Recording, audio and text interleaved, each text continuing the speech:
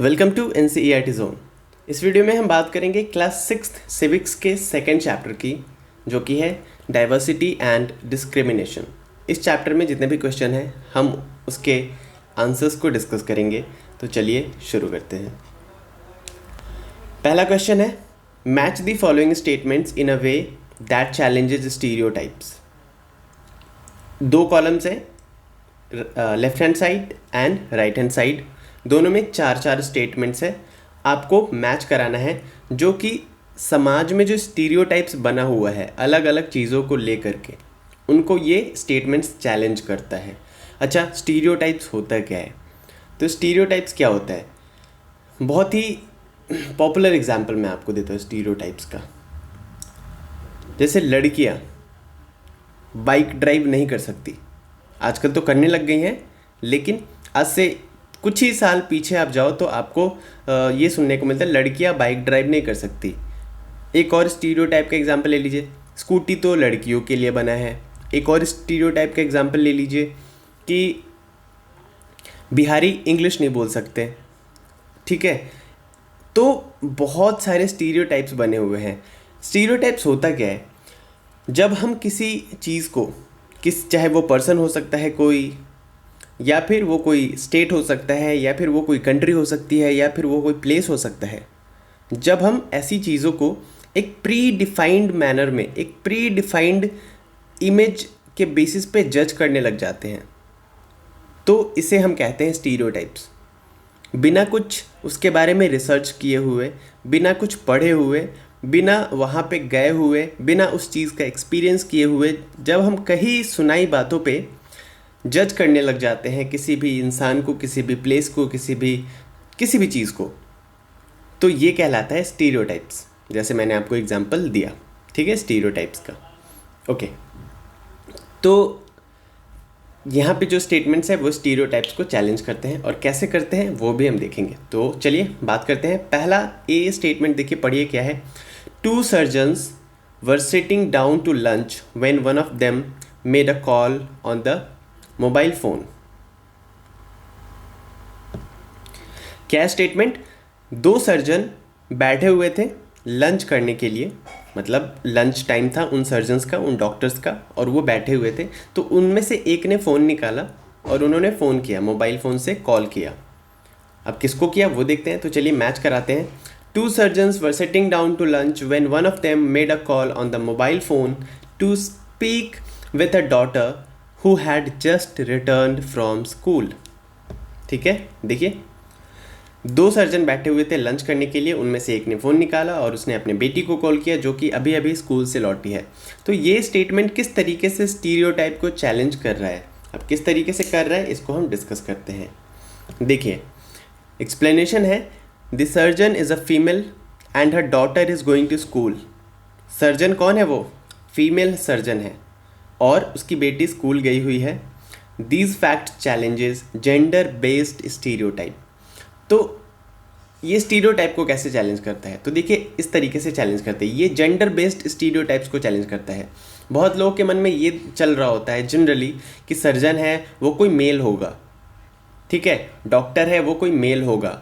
तो यहाँ पे ये जेंडर बेस्ड स्टीरियोटाइप्स जो चला आ रहा है ना, उसको ये चैलेंज कर रहा है स्टेटमेंट कि वो फीमेल है वो surgeon.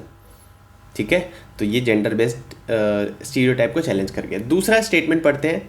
The boy who won the drawing competition went to the days on a wheelchair to collect his prize.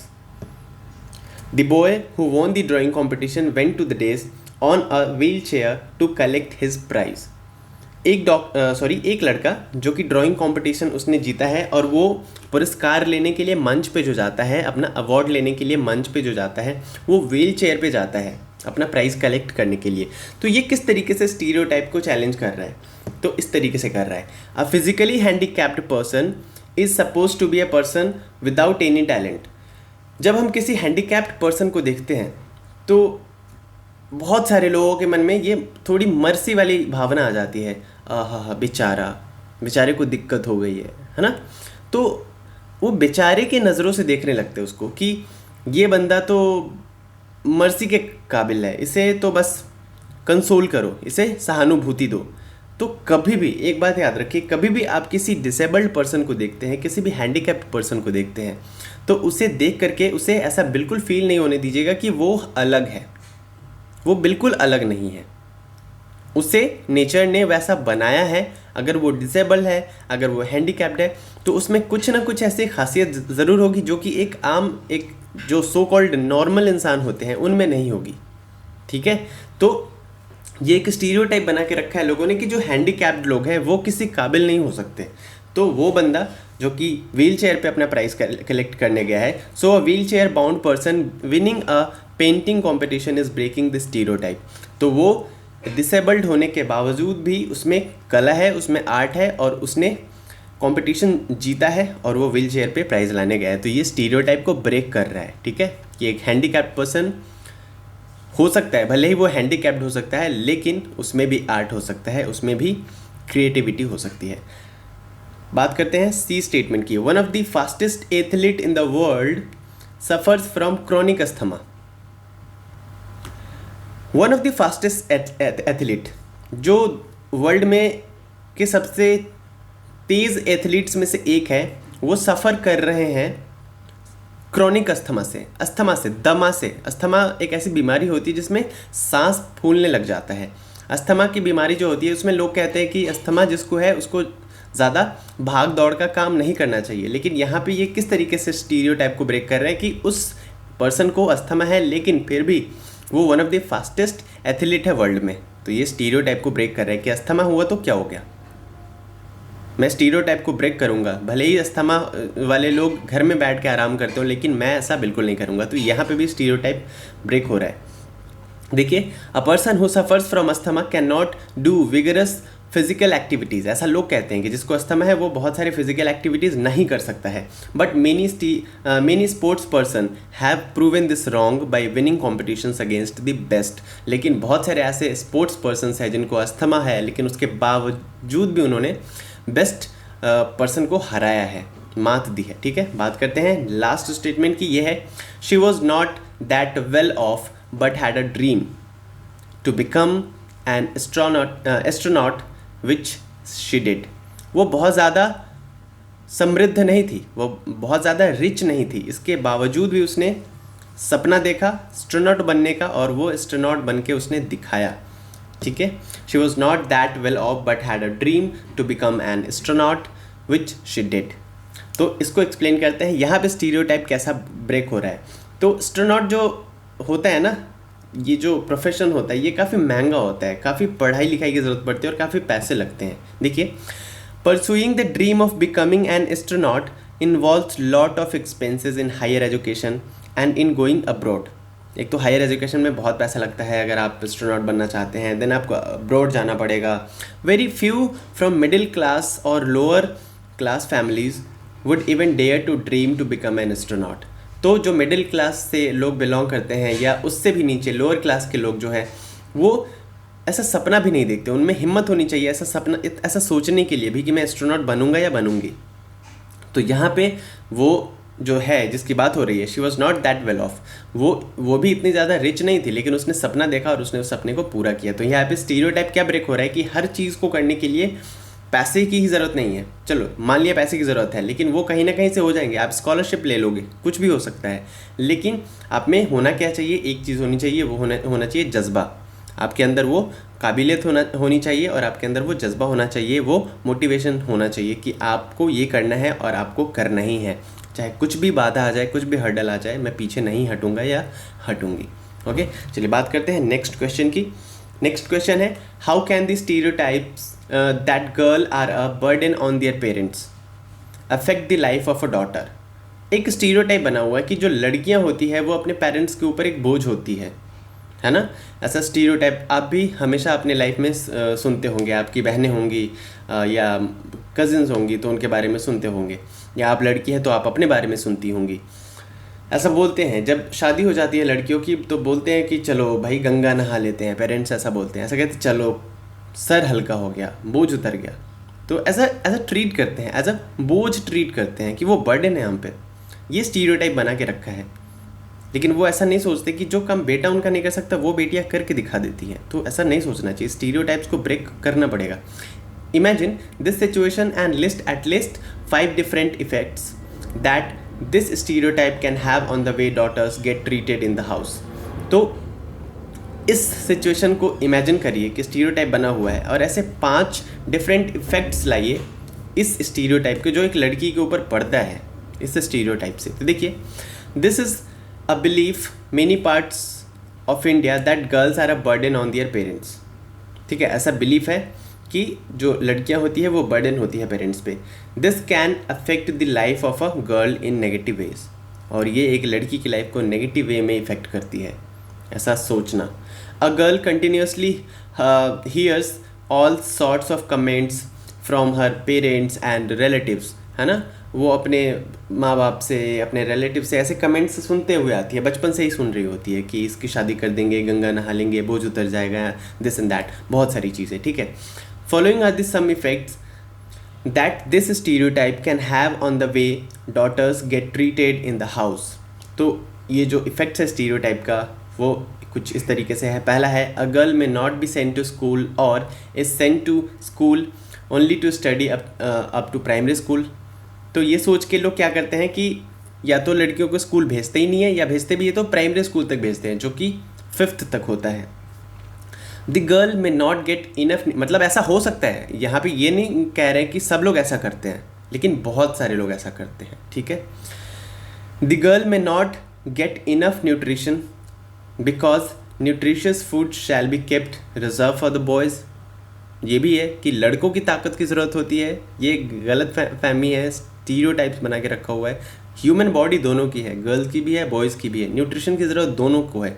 लेकिन ऐसा ज़्यादातर देखने को मिलता है, ख़ास करके जो कम पढ़े लिखे फैमिलीज़ है उसमें ऐसा देखने को मिलता है कि जो लड़कियां हैं उनको न्यूट्रिशियस फूड थोड़ा कम देते हैं, बॉयज़ को ज़्यादा देते हैं कि इसको ताकत की ज़रूरत है, पता नहीं उससे हल चलवाएंगे, क्या करेंगे, या बैलगाड़ी के आगे बांध करके उसको बोलेंगे चलो खींचो, पता नहीं क्या करेंगे, लेकिन ऐसा सोचते हैं।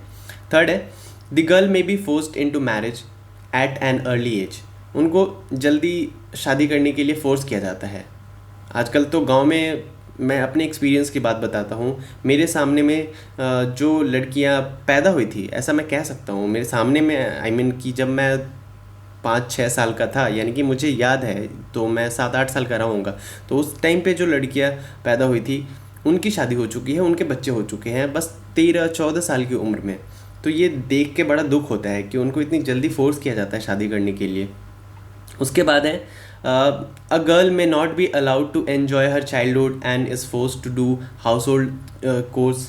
ठीक है, और उन्हें घर का काम करने के लिए मजबूर किया जाता है कि तुम चलो, तुम्हें बर्तन धोना आना चाहिए, तुम्हें खाना बनाना आना चाहिए, और इस तरीके से वो चाइल्डहुड भी एंजॉय नहीं कर पाती, वो खेल नहीं पाती है, वो लिख नहीं पाती है, वो पढ़ नहीं पाती है, मूवीज़ नहीं देख पाती है, बहुत सारी दिक्कतें उन्हें होती है। She may not get proper medical care in case she falls ills. तो ऐसा भी हो सकता है कि वो अगर बीमार पड़े तो उसे प्रॉपर मेडिकल केयर भी नहीं मिल सकते। तो ये स्टीरियोटाइप्स है जो इस तरीके से एक गर्ल की लाइफ को इफ़ेक्ट करता है। बात करते हैं नेक्स्ट क्वेश्चन की। नेक्स्ट क्वेश्चन है, what does the constitution say with regard to equality? Why do you think it is important for all people to be equal? हमारा जो कॉन्स्टिट्यूशन है, हमारा जो संविधान है, वो इक्वलिटी के बारे में क्या बोलता है? इक्वलिटी मतलब सबको बराबरी का अधिकार मिलना चाहिए, girls and boys should be treated equally, है ना। तो चाहे कुछ भी हो, कास्ट के बेसिस पे, सैलरी के बेसिस पे, इकोनॉमी के बेसिस पे, हर जगह पे इक्वालिटी होनी चाहिए। तो कॉन्स्टिट्यूशन क्या बोलता है इसके बारे में?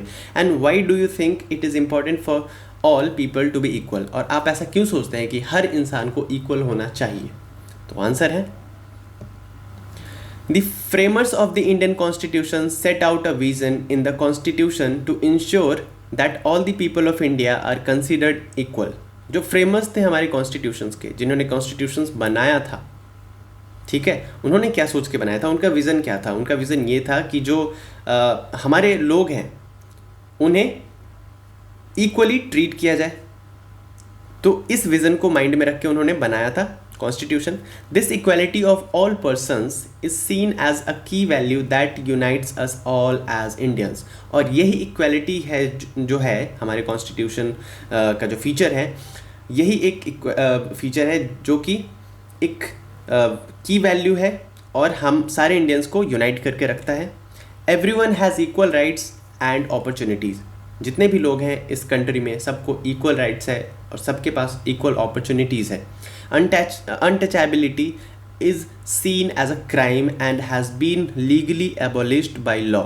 जो अनटचेबिलिटी थी, अनटचेबिलिटी का मतलब क्या है, जो छुआछूत पहले काफ़ी चलता था कि ऐसा कुछ क्लास में डिवाइड कर दिया गया लोगों को कि तुम लोअर क्लास के हो, तुम अपर क्लास के हो, ठीक है, तुम बैकवर्ड क्लास के हो, तुम अपर क्लास के हो. तो इस तरीके से अगर बैकवर्ड क्लास वाले, लोअर क्लास वाले टच भी हो जाते थे तो वो अपने आप को गंगा जल से ऐसे धोते थे. तो ये अनटचेबिलिटी काफ़ी चलती थी और डॉक्टर B.R. अम्बेडकर ने भी इसका सामना किया था. और फिर कॉन्स्टिट्यूशन में इस चीज़ को एबॉलिश करने की कोशिश की गई. ऐसा लॉ बना दिया गया कि अनटचेबिलिटी एक क्राइम है. अगर आप किसी को देख करके उसको छूने पर कुछ ऐसी हरकत करते हो जिससे उसकी सेंटिमेंट्स को तकलीफ़ होती है तो ये एक क्राइम है और आपको इसके लिए पनिश किया जाएगा. ठीक है. People are free to choose the kind of work they wish to do.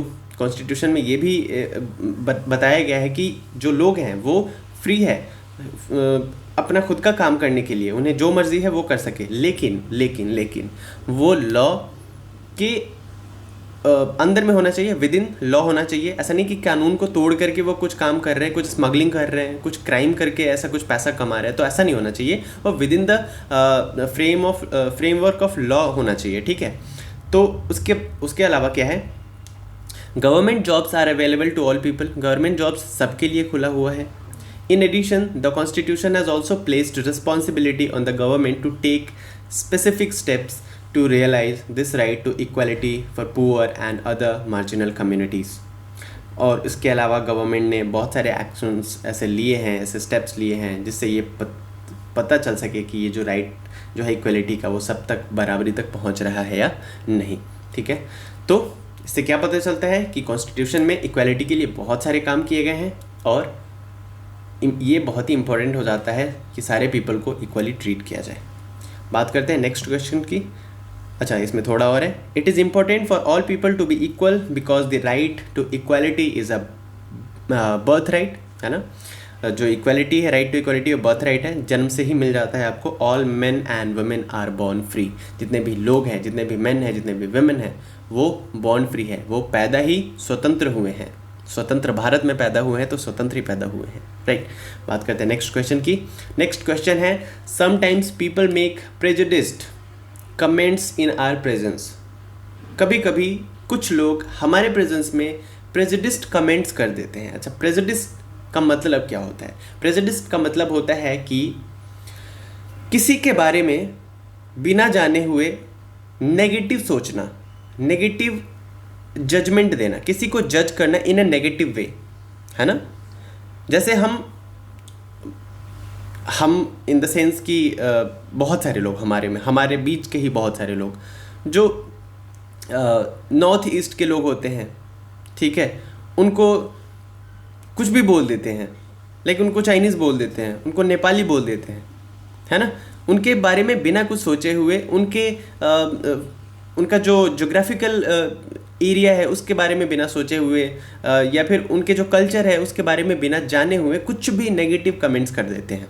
बहुत सारे लोग हमारे बीच से ही, बहुत सारे लोग कुछ भी बोल देते हैं. वो वर्ड्स मैं यहाँ पे बोलना नहीं चाहूँगा, लेकिन वो कुछ भी बोल देते हैं. तो इसे हम कहते हैं प्रेजुडिस्ड.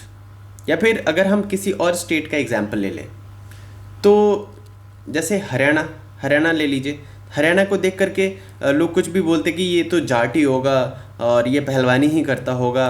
तो चलिए, तो सारे हरियाणा वाले पहलवानी नहीं करते हैं, ठीक है. और ये तो फिर भी ठीक है कि पहलवानी तक सोचा है. इसके अलावा भी बहुत सारे नेगेटिव चीज़ें वो सोच लेते हैं. वो हर स्टेट के बारे में सोच लेते हैं. बिहार हो, यूपी हो, बंगाल हो, हर स्टेट के बारे में बहुत सारे लोग हैं जो कुछ भी सोच लेते हैं, नेगेटिव वे में सोच लेते हैं. तो इसी को कहते हैं प्रेजुडिस्ड, कि किसी और के बारे में किसी और को जज करना विदाउट नोइंग देम, ठीक है. इसी को हम कहते हैं प्रेजुडिस्ड. तो sometimes people make prejudiced comments in are presence, हमारे प्रेजेंस में ही किसी को जज कर देते हैं नेगेटिव वे में, हमारे प्रेजेंस में ही. We are often not in position to do anything about this because it is difficult to say something right then and there. तो हम उस टाइम पे कुछ रिएक्ट भी नहीं कर पाते कि हर टाइम पे ऐसा सिचुएशन नहीं होता कि हम उस बंदे को वहीं पे टोक दे, उस आदमी को वहीं पे रोक दे और उसे समझा दे. लेकिन हर टाइम पे ऐसा पॉसिबल नहीं है क्योंकि बहुत सारे कंडीशंस होते हैं. मे बी हम किसी मीटिंग में हैं, मे बी हम किसी बड़े के बीच में बैठे हुए हैं और वो बड़ा इंसान ही किसी के बारे में प्रेजुडिस्ड कमेंट्स कर रहा है, तो ये हमारे मैनर्स के खिलाफ चला जाता है कि उन्हें रोके और उन्हें टोके. तो ऐसा हम कभी कभी नहीं बोल पाते हैं. ठीक है.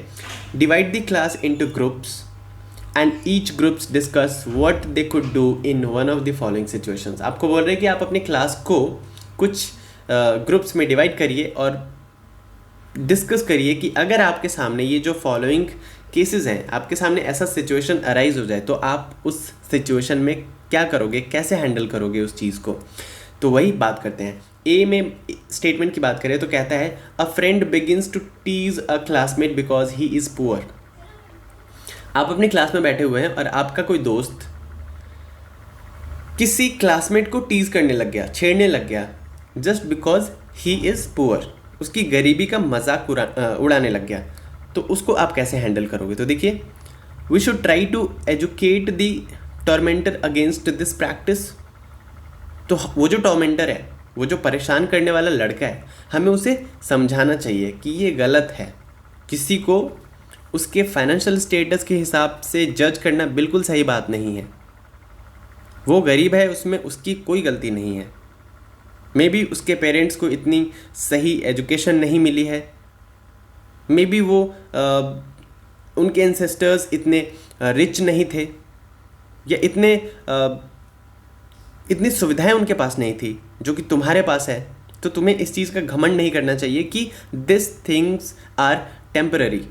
ये अगर आज तुम्हारे पास है पैसे तो कल उसके पास भी हो सकते हैं और कल तुम्हारे पास से जा भी सकते हैं. तो इस बात का तो बिल्कुल मजाक नहीं उड़ाना चाहिए, किसी का भी फाइनेंशियल स्टेटस का मजाक नहीं उड़ाना चाहिए, because these things are absolutely temporary और ये कभी भी चेंज हो सकता है. ठीक है. तो आपको ये समझाना चाहिए उस टॉर्मेंटर को.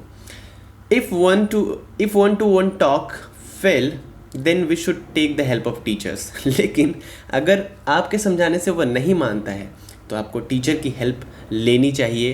टीचर को इस इंसिडेंट के बारे में बताना चाहिए और टीचर तो फिर इलाज कर ही देंगे, उनको आता ही है करना. बात करते हैं नेक्स्ट स्टेटमेंट की. नेक्स्ट स्टेटमेंट में है you are watching TV with your family and one of them makes a prejudicial comment about a particular religious community. Suppose करिए कि आप टीवी देख रहे हैं अपने फैमिली के साथ और कुछ ऐसा सीन आ गया जहाँ पे किसी रिलीजियस कम्युनिटी के बारे में दिखाया जा रहा है नेगेटिव. बहुत सारी फिल्मों में दिखाया जाता है, कभी हिंदू के बारे में दिखाया जाता है, कभी मुस्लिम के बारे में, कभी क्रिश्चियन के बारे में. तो कुछ भी चल रहा है ऐसा. मान लीजिए वो पाकिस्तान का सीन है और पाकिस्तान का सीन है, वहाँ पे टेररिस्ट को दिखाया गया और वो टेररिस्ट मान लीजिए मुस्लिम है. तो आप इंडिया में बैठ के टीवी देख रहे हो और आप one of your family members comments about them कि ये मुसलमान होते ही ऐसे हैं. तो मान लीजिए अगर आपने ऐसा कमेंट कर दिया तो आप किसी एक पूरे रिलीजियस कम्युनिटी को हर्ट कर रहे हो. ठीक है, वो पाकिस्तान में टेररिस्ट था, वो मुसलमान था, तो इसका ये मतलब नहीं कि जितने भी मुसलमान हैं वो सारे टेररिस्ट होंगे. टेररिस्ट से सब परेशान है, इंडिया भी परेशान है, पाकिस्तान भी परेशान है. आपको क्या लगता है, पाकिस्तान को शौक है टेररिज्म का? वहाँ पे भी आम लोग हैं हमारे जैसे, आपके जैसे. तो वहाँ पे जो लोग हैं वो भी हम हमारे जितना ही परेशान है और हमसे ज़्यादा ही परेशान है. आए दिनों वहाँ पे मस्जिदों में विस्फोट कर दिया जाता है, मस्जिदों में बम गिरा दिए जाते हैं. तो वहाँ पे वो थोड़ी देखते हैं कि यहाँ पे हिंदू है मस्जिद में या मुसलमान है या क्रिश्चियन है. टेररिज्म का कोई धर्म नहीं होता. लेकिन ये अलग बात है कि मेजॉरिटी पाकिस्तान में मुसलमान है तो टेररिस्ट मुसलमान निकल आते हैं. तो ऐसा इस बेसिस पे हमें सारे मुसलमानों को बिल्कुल ही जज नहीं करना चाहिए. और मैं जो भी बोल रहा हूँ आपके एजुकेशन के पर्पज़ से बोल रहा हूँ, तो इसे प्लीज़ आप कुछ गलत वे में नहीं लीजिएगा. बस एक ये एजुकेशनल चैनल है तो उसी व्यू पॉइंट से आप सुनिएगा कि मैं क्या बोल रहा हूँ. ठीक है. तो आप अगर देख रहे हो टीवी और किसी रिलीजियस कम्युनिटी के खिलाफ किसी ने बोल दिया, चाहे वो हिंदू कम्युनिटी हो सकती है, मुस्लिम कम्युनिटी हो सकती है, क्रिश्चियन कम्युनिटी, कुछ भी हो सकता है, तो आप क्या करोगे? आई विल रिक्वेस्ट, आंसर है I will request the family member to develop respect for other religion. तो आपको बताना चाहिए, आपको कोशिश करनी चाहिए, आप अपने उस फैमिली मेम्बर को बताएं कि देखिए जिस तरीके से आपको आपका रिलीजन प्यारा है ना, उसी तरीके से दूसरे को दूसरे का रिलीजन प्यारा होता है, और आपको रिस्पेक्ट करनी चाहिए एक दूसरे के रिलीजन की। और हमारा इंडिया सेक्युलर कंट्री है, और हमारा इंडिया हमें यही सिखाता है कि हमें एक दूसरे के रिलीजन की रिस्पेक्ट करनी चाहिए, right. I will try to increase his awareness that all religions teach the path of love with fellow human beings। और हमें ये भी बताना चाहिए कि जितने भी रिलीजन्स हैं, उनकी जो होली बुक्स है, वो हमें यही सिखाते हैं कि प्यार से रहना चाहिए, शांति का रास्ता अपनाना चाहिए, और एक दूसरे के साथ मिल के रहना चाहिए। वो तो कुछ लोग हैं जो इसका गलत फ़ायदा उठाते हैं, मैनिपुलेट करते हैं उन होली बुक्स को, और माइंड वॉश करते हैं अपने लोगों का सिर्फ सेल्फ इंटरेस्ट के लिए। जितने भी सो कॉल्ड धर्म गुरु हैं, या सो कॉल्ड चाहे वो किसी भी कम्युनिटी के हो, हिंदू कम्युनिटी के हो, मुस्लिम कम्युनिटी के हो, क्रिश्चियन कम्युनिटी के, जो भी धर्म गुरु हैं, जिनको उन बुक्स से, उसमें लिखे गए वर्स से, उसमें लिखे गए नॉलेज से कोई मतलब नहीं है, उन्हें बस सेल्फ इंटरेस्ट से मतलब है कि मैं किस तरीके से ऊपर आ जाऊं। वो बस मैनिपुलेट करके इन इन्फॉर्मेशन को पास ऑन करते हैं, और इस तरीके से मिसयूज़ होता है चीज़ों का। तो हमें रिलीजन्स की रिस्पेक्ट करनी चाहिए, राइट। नेक्स्ट है, children in your class refuse to share their food with a particular person because they think she is dirty. आपकी क्लास में चलिए मान लीजिए लंच चल रहा है, और एक पर्सन एक लड़की को खाना देने से मना कर देता है, वो कहता है कि शी इज़ डर्टी, वो गंदी है। तो आप क्या बताओगे? I will lead by setting an example. ठीक है, आप एक एग्जाम्पल सेट करोगे उस टाइम। क्या करोगे आप? I shall be the first person to share food with the child who is being seen as dirty. जैसे मान लीजिए उसने गंदे कपड़े पहने हैं, तो मे बी उसके पास साफ़ करने के पैसे नहीं रहे हो, उसने सिर्फ पानी में धो लिया, उसके पास डिटर्जेंट के पैसे नहीं रहे हो, इसका मतलब ये नहीं कि उसे डर्टी रहना पसंद है। तो आप क्या करोगे? सबसे पहले जाकर के उसके साथ खाना शेयर करोगे। This will help in changing the mindset of others. इससे दूसरों का माइंडसेट भी चेंज होगा, और धीरे धीरे वो भी उससे दोस्ती करने लग जाएंगे। तो इस तरीके से आपको इस सिचुएशन को लीड करना है, हैंडल करना है। बात करते हैं नेक्स्ट स्टेटमेंट की। नेक्स्ट स्टेटमेंट में कह रहा है, someone tells you a joke that makes fun of a community because of their accent। आए दिन हमेशा डेली लाइफ में ये सुनने को मिलता है, हम एक दूसरे की एक्सेंट का मजाक उड़ाते रहते हैं। तो यहाँ पे बोल रहा है कि किसी ने एक जोक बनाया किसी के एक्सेंट को लेकर के, पंजाबी के एक्सेंट को लेकर के, या बिहारी के एक्सेंट को लेकर के, या बंगाली के एक्सेंट को लेकर के। तो क्यों मजाक बनाना? ये प्रेजुडिस्ड है, ये ऐसा क्यों हम करते हैं? किसी के एक्सेंट को लेकर के मजाक क्यों उड़ाना? चलिए सबसे पहले मैं, अगर एक्सेंट की बात हो रही तो मैं आपको बताता हूँ कि किसने ये डिफाइन किया है कि सही एक्सेंट क्या है, किसके बोलने का तरीका सबसे सही है और सबको ऐसे ही बोलना चाहिए, ये कहाँ पे लिखा हुआ है? एक ब्रिटिश अपने तरीके से बोलता है, एक अमेरिकन अपने तरीके से बोलता है, एक ऑस्ट्रेलियन अपने तरीके से बोलता है, एक इंडियन अपने हिसाब से बोलता है, चाइनीज़ अपने हिसाब से बोलता है। तो क्योंकि इतने सारे कंट्रीज़ हैं, इतने सारे कल्चर्स हैं, इतने सारे लैंग्वेजेस हैं, तो एक्सेंट भी तो अलग अलग होगा ना। ये कैसे पॉसिबल है कि इतने सारे लोग अलग अलग लोग हैं और वो सेम चीज़ें बोल रहे हो, सेम वे में बोल रहे हो? ऐसा बिल्कुल पॉसिबल नहीं है। तो बात करते हैं हम अपने इंडिया की। हमारे इंडिया में 28 स्टेट्स है, सबका कल्चर अलग है, सबका लैंग्वेज अलग है, रीजनल लैंग्वेज तो अलग है ही, एक हिंदी को छोड़ दे तो रीजनल लैंग्वेज अलग अलग है, सबका जोग्राफिकल जो स्ट्रक्चर है वो अलग है। तो हम कैसे उम्मीद करते हैं कि वो जैसा हम जिस एक्सेंट में बोलते हैं वो भी इसी एक्सेंट में बोले? और आपसे ये किसने कह दिया कि आप जिस एक्सेंट में बोलते हो वो एक्सेंट ही सबसे सही है, वो एक्यूरेट है, बाकी जो बोलते हैं वो गलत है? Who told you? किसने बोला आपसे? है ना। हम देखते हैं कि जो बिहारीज होते हैं, लाइक मैं भी बिहारी हूँ, ठीक है, तो जो बिहारी होते हैं वो बोलते हैं कि बहुत अलग अलग स्टेट्स वाले बोलते हैं कि ये तो हम करते रहते हैं। और कैसे हैं, क्या कर रहे हैं, और बताइए, बढ़िया है।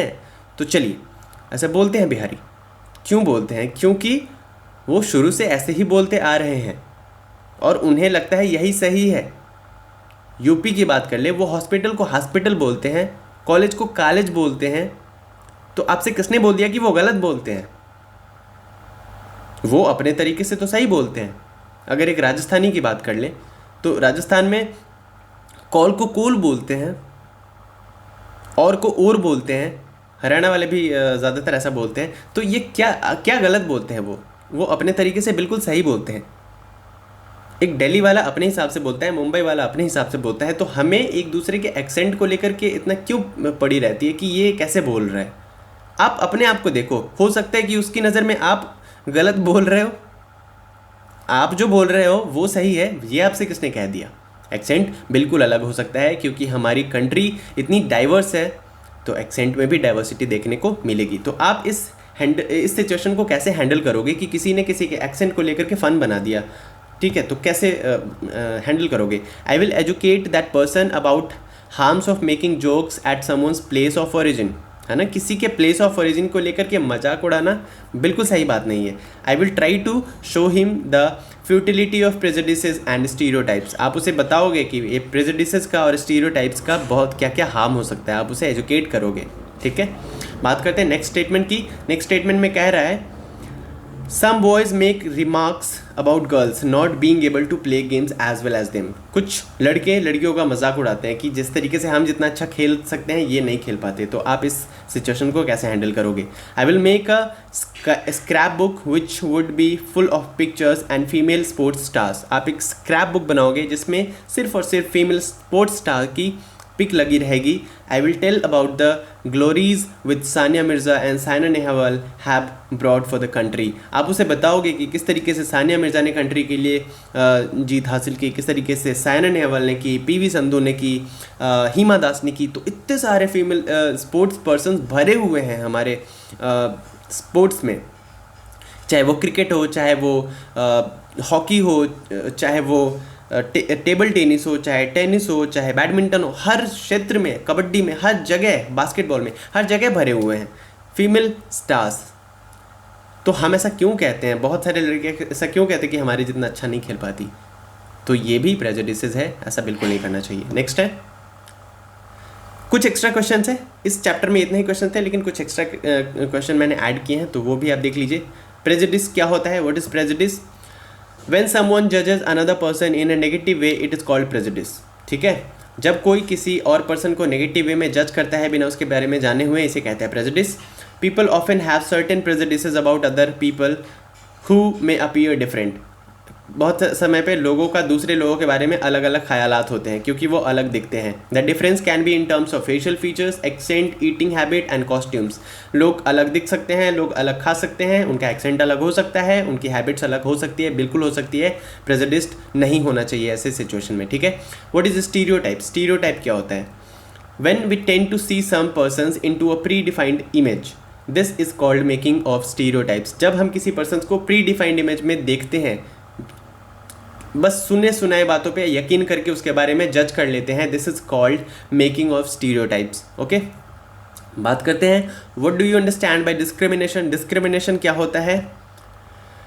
debarring someone from certain facilities only because of different in religion, gender, caste और regional origins is called discrimination। किसी भी पर्सन को उसके रिलीजन को लेकर के, जेंडर को लेकर के, कास्ट को लेकर के, रीजनल ओरिजिन्स को लेकर के उसका हक छीन लेना, उसे किसी चीज़ में पार्टिसिपेट ना करने देने को ही डिस्क्रिमिनेशन कहते हैं, पक्षपात कहते हैं, ठीक है? जैसे मैं गोरा हूँ या मैं काला हूँ, आप गोरे हो, जैसा अभी चल रहा है गोरा काला, अमेरिका में चल रहा है, ठीक है? तो ये रंग के बेसिस पे कि मैं गोरा तू काला, तू गोरा मैं काला, तो तू गोरा है तो मैं तुझे ये काम नहीं करने दूंगा, या तू काला है तो मैं तुझे ये काम करने नहीं दूंगा, दिस इज कॉल्ड डिस्क्रिमिनेशन, ठीक है? बात करते हैं, give some examples of stereotypes about girls. कुछ एग्जाम्पल्स देने हैं जिसमें गर्ल्स के स्टीरियोटाइप्स के बारे में बताया गया है। आंसर है, girls are suppose to be soft spoken and submissive in nature. Girls को क्या इमेजिन किया जाता है कि ये सॉफ्ट स्पोकन होगी, मतलब मीठा बोलने वाली होगी। They are suppose to have keen interest in music and painting. सबको यही लगता है कि लड़की है तो इसको म्यूजिक में इंटरेस्ट होना चाहिए, इसको पेंटिंग में इंटरेस्ट होना चाहिए। दे क्राई टू ऑफन, वो हमेशा रोती रहती है। They need to learn cooking, उन्हें कुकिंग सीखनी चाहिए। Doing household chores and tidying up the house, उन्हें घर का काम करना चाहिए। तो ये सब स्टीरियोटाइप्स है। क्यों करें लड़कियां सब घर का काम, लड़के क्यों नहीं कर सकते हैं? तो स्टीरियोटाइप तो ब्रेक होना चाहिए, राइट। बात करते हैं नेक्स्ट क्वेश्चन की। Give some examples of stereotypes about boys. Boys के बारे में क्या स्टीरियोटाइप्स बना हुआ है? Boys are suppose to be aggressive and naughty. Boy का माना जाता है कि ये थोड़ा गुस्सा होना चाहिए, बॉयज़ में नॉटी होने चाहिए, है ना, नॉटी होने चाहिए। क्यों होने चाहिए भाई नॉटी? बॉयज़ सॉफ्ट स्पोकन क्यों नहीं हो सकते हैं? बॉयज़ घर का काम क्यों नहीं कर सकते हैं? ये सवाल खुद से पूछने वाली बात है, ठीक है। तो बॉयज़ का सपोज किया जाता है कि ये एग्रेसिव होने चाहिए। They are suppose to have keen interest in adventure, sports and outdoor sports. Boys को स्पोर्ट्स में रुचि होनी चाहिए, क्रिकेट खेलने आना चाहिए। भाई क्यों खेलने आना चाहिए? उसे नहीं है इंटरेस्ट, उसे पेंटिंग करनी है, करने दो ना, ठीक है। Boys should not cry because crying is a sign of weakness. रोना कमज़ोरी का लक्षण होता है, ऐसा किसने बोल दिया? स्टीरियोटाइप से ये हर कोई रो सकता है, मर्द को दर्द हो सकता है, ठीक है। When a boy becomes adult he is suppose to earn money to bring the bacon at home. और ये भी माना जाता है कि जब ये एडल्ट हो जाएगा तो ये मनी अर्न करेगा और घर का मुखिया बन जाएगा, घर के सारे भार ये संभाल लेगा। क्यों? लड़की भी तो संभाल सकती है। नेक्स्ट क्वेश्चन है, what provisions have been made in the constitution to prevent discrimination. Discrimination को रोकने के लिए हमारे कॉन्स्टिट्यूशन में क्या क्या प्रोविजंस बनाए गए हैं? आंसर है, caste based discrimination was made as a crime as per the constitution, है ना। कास्ट बेस्ड डिस्क्रिमिनेशन को, जाति के बेसिस पे अगर आप किसी को डिस्क्रिमिनेट करते हो, मैं ब्राह्मण हूँ, तू क्षत्रिय है, तू शूद्र है, या तू किसी नीची जाति का है, इस पे मैं डिस्क्रिमिनेट करूँगा, मैं अपने घर में तुझे नहीं घुसने दूंगा, मैं अपने बर्तन में तुझे पानी नहीं पीने दूंगा, this is a crime according to our constitution, right. The constitution also made provisions for improving the conditions of the downtrodden. Constitution declared India as a secular country. Constitution ने सेकुलर कंट्री बना दिया है हमारे, मतलब घोषित किया हुआ है। This means that there is no official religion in India. तो इस तरीके से इंडिया की ऑफिशियल रिलीजन कुछ भी नहीं है, न हिंदुत्व, न इस्लाम, न क्रिश्चियनिटी, कुछ भी नहीं है ऑफिशियली, ठीक है। All the religions are equal in the eyes of the law. कानून की नज़रों में सारी की सारी जो रिलीजन्स है वो बराबर है। One can not discriminate against another person on the basis of religion और कास्ट। एक इंसान किसी दूसरे इंसान को रिलीजन के बेसिस पे, कास्ट के बेसिस पे बिल्कुल जज नहीं कर सकता है, बिल्कुल डिस्क्रिमिनेट नहीं कर सकता है। तो इस चैप्टर में इतने ही क्वेश्चन थे, हमने डिस्कस कर लिया है। आई होप आपको समझ में आया होगा। अगर आ गया तो लाइक करिए, कमेंट करके बताइए कैसा लगा ये वीडियो, शेयर करिए दोस्तों के साथ, और आप हमें साथ ही साथ इंस्टाग्राम पे भी प्लीज़ जाके फॉलो कर लीजिए। फेसबुक पेज हमारा है NCERT जोन के नाम से, आप उस पर भी जाके हमें लाइक कर सकते हो। इसके अलावा अगर आप इस पर्टिकुलर वीडियो की PDF फाइल डाउनलोड करना चाहते हो तो इस वीडियो के डिस्क्रिप्शन बॉक्स में मैंने लिंक दे दिया है, तो वहाँ से आप डाउनलोड कर सकते हो। देखते रहिए NCERT जोन को, घर पे रहिए, सुरक्षित रहिए।